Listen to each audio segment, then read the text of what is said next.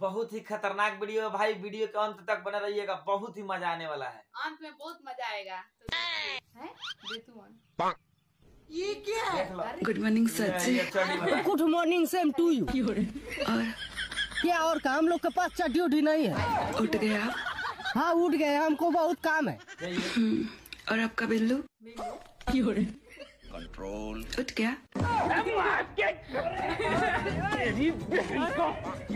बात करते हैं, मार। कौन बिल्ली को बात करता करे जाओ का हो पिए दाम के खा मत हमार भेजा हो। चलिए हम पी के देखी का ट्राई करी का। अरे पी ल तू, ट्राई कर ल। आज ना दपाओ मछरी लाल बानी ओके जल्दी फ्राई कर ल। देखो फ्राई करो जाके और लगता ठीक है पिए ल सर। ये माई अरे माई कने पियबू तो घेवड़ा मजा आई। उहा शीशिया मुंहे लगा के पी, अब देखा तू के आसमान में पहुंचाई। एकदम एक नंबर भाई, लाइक करी लो।